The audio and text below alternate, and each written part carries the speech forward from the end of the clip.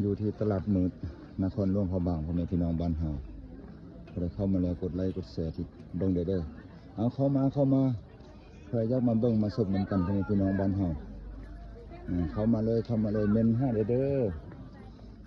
วันนี้อากาศปลดปรุ่งฝนบ่ตกถือว่ามาย่างลิ้นแถวตลาดมืดนครหลวงพระบางพ่อแม่พี่น้องบ้านเฮามีทุกคืนทุกค่ำทุกคืนค่อนทางจะมีแล้วก็มัน4 โมงแล้วเขาจะอัดแล้วค่อนทางนะอัดแล้วเริ่มมาลงที่ตลาดแต่ว่าค่อนทางรถธรรมดาสามัญนี่แหละนี่เขาจะค่ายเครื่องค่ายคล้องโอ้มากหลากหลาย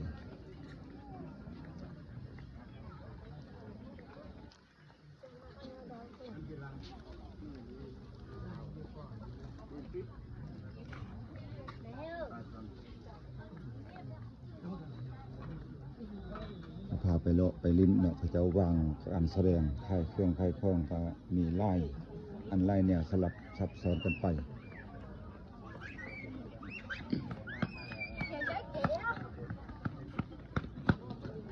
นะเข้ามาพอได้เข้ามาแล้วกดไลค์กดแชร์เด้อติดตามเบิ่งบุญยังไว้มืออื่นมือหือมือเลี้ยวเวียกเลี้ยวงามที่ลงประจัดกองสีไปไล่ให้พวกแม่พี่น้องได้เบิ่งได้ชมอยู่ที่ตัดกองสีป้าได้ลงคลิปไปไล่คลิปแล้วถือว่ามื้อนี้เป็นมื้อที่คืนที่2แล้วมีโอกาสมีเวลาพาพี่น้องมาเบิ่งมาชมดูที่ตลาดมืดดูที่ตลาดมืดนครหลวงพระบางเค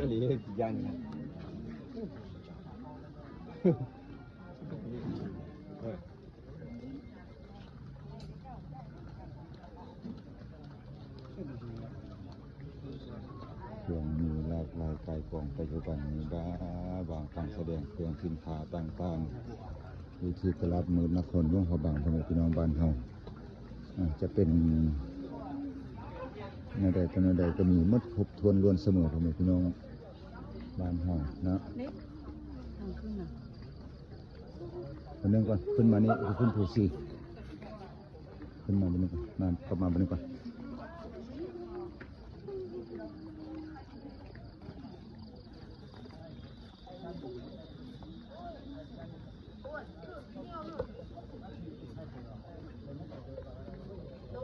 เอาเข้ามาเบิ่งมาสมน้ำกันพ่อแม่พี่น้องบ้านเฮาเนี่ยจะวางการแสดงเครื่องหัตถกรรมต่างๆจังสันจังสีมีช้างมีม้าโอ้ลายอันลายเนี่ย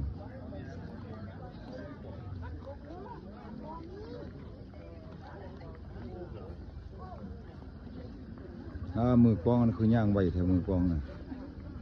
ย่างจับดีๆไหม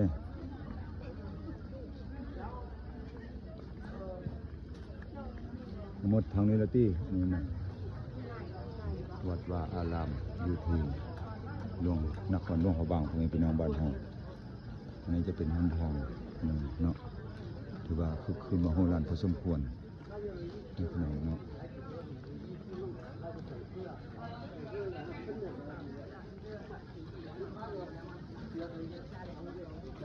เอาเข้ามาแล้วกดไลค์กดแชร์เด้อพ่อแม่พี่น้องเลย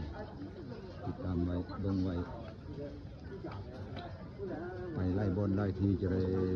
ออกคลิปวิดีโอซ้ำวิดีโอเรียวไปติดตามเบิ่งมันจะมีบรรยากาศบอลสิ่งที่สำคัญต่างๆให้พ่อแม่พี่น้องได้เบิ่งได้ชม